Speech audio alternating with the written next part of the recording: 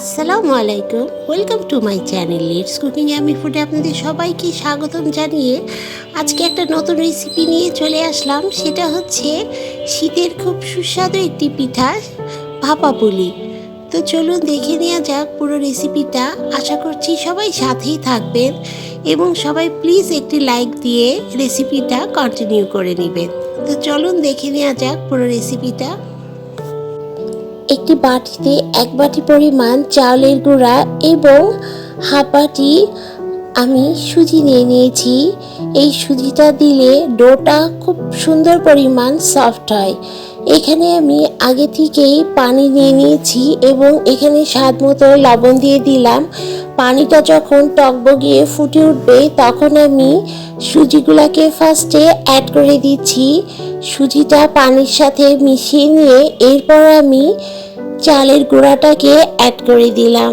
চালের গুঁড়াটা দিয়ে কিন্তু চুলার আঁচ একদম মিডিয়াম টু লো হিটে রাখতে হবে। দেখুন বন্ধুরা, এইভাবেই আটাটাকে আমি এবার গরম গরম অবস্থায় চুলো থেকে নামিয়ে মথে নিচ্ছি, কারণ শক্ত হয়ে গেলে কিন্তু এটাকে মথে নিতে কিন্তু অনেকটা প্রবলেম হয়। এটাকে একটু গরম গরম ভাবে দেখুন বন্ধুরা কতটা সুন্দর পরিমাণ মথে নিয়ে আমার হয়ে গিয়েছে। খুব সুন্দরভাবে আটাটা আমার মথে নেওয়া হয়ে গিয়েছে। এখন আমি ঢাকনা দিয়ে ঢেকে 10 মিনিটের জন্য রেস্টে রেখে দিয়েছি। এখানে আমি একটা আস্ত নারকেল কুড়ে নিয়েছি এবং দেখুন বন্ধুরা একটা নারকেল থেকে কতটা পরিমাণ নারকেল আসছে। এখান থেকে এবার আমি 1 বাটি পরিমাণ নারকেল একটি পাত্রে অ্যাড করে দিয়েছি এবং এই 1 বাটি নারকেলের জন্য আমি হাফ কাপ পরিমাণ খেজুরের গুড় অ্যাড করে দিয়েছি এবং মিষ্টিটা আপনারা যে যার টেস্ট অনুযায়ী অ্যাড করে নেবেন।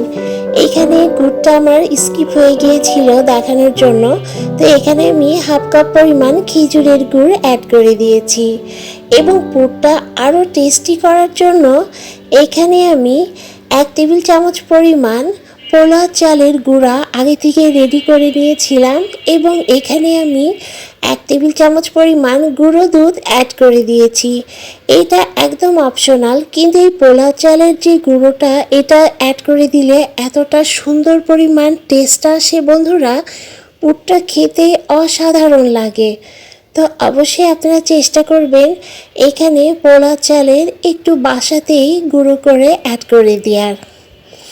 তো দেখুন বন্ধুরা, আমি এই পুরটাকে এভাবেই তৈরি করে নিচ্ছি এবং এখানে আমি 1 চিমটি পরিমাণ জাস্ট স্বাদের ব্যালেন্সের জন্য এখানে আমি সামান্য পরিমাণ লবণ অ্যাড করে দিলাম। আমার চ্যানেলে যারা নতুন বন্ধুরা তারা কিন্তু অবশ্যই লাইক দিয়ে রেসিপিটা দেখে নেবেন। এখানে এবারে আমি 1 চা চামচ পরিমাণ ঘি অ্যাড করে দিব। ঘিটা কিন্তু দিলে খুব সুন্দর পরিমাণ একটা সুগন্ধ আসে এবং খেতেও কিন্তু একটা সুন্দর একটা স্মেল আসে। তো এখনও যারা সাবস্ক্রাইব করেনি আশা করব সাবস্ক্রাইব করে পাশের বেল আইকনটি প্রেস করতে কিন্তু একদম ভুলবেন না এবং নতুন পুরাতন সবাই কিন্তু লাইক দিয়ে রেসিপিটা দেখে নেবেন। পুরটা আমার একদম রেডি হয়ে গিয়েছে। মিনিট পরে আমি এইভাবে লেচি কেটে নিচ্ছি। লেচিটা একটু বড় বড় করেই করে নিব যাতে রুটিগুলো একটু বড় বড় করে বেলে নেওয়া যায়। তো দেখুন বন্ধুরা, এভাবেই শেপ করে এখন আমি এর মধ্যে একটু আটা লাগিয়ে একটু বড় করে রুটিটাকে বেলে নিব এবং এখানে আমি ছোট একটি বাটির সাহায্যে গোল গোল করে এভাবে শেপ করে নিব। তো এভাবে আমি 4টে গোল গোল শেপ করে নিয়েছি। এখন আমি এই সমস্ত রুটির উপরে 1 চামচ করে পুর দিয়ে নিব। পুরটা কিন্তু বেশি দিতে যাবেন না, তাহলে কিন্তু ফেটে যেতে পারে পিঠাগুলা। তো সমস্ত রুটির উপরে আমি এভাবেই পুর দিয়ে দিয়েছি।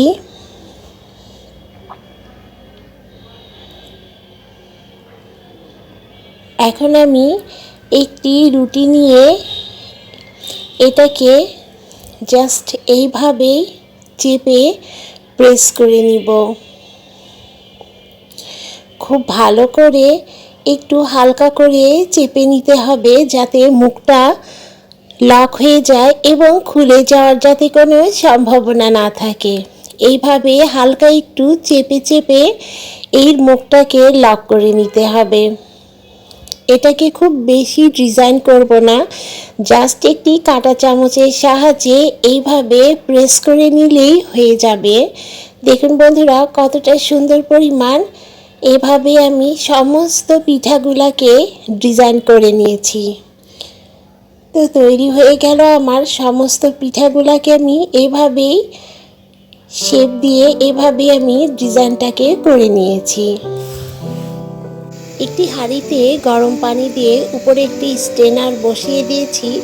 এখন আমি পিঠাগুলা সব সাজিয়ে দিচ্ছি ভাপ দিয়ে নেওয়ার জন্য। তো আমার চ্যানেলে যারা নতুন বন্ধুরা তারা কিন্তু সাবস্ক্রাইব করে পাশের বেল আইকনটি প্রেস করতে একদম ভুলবেন না।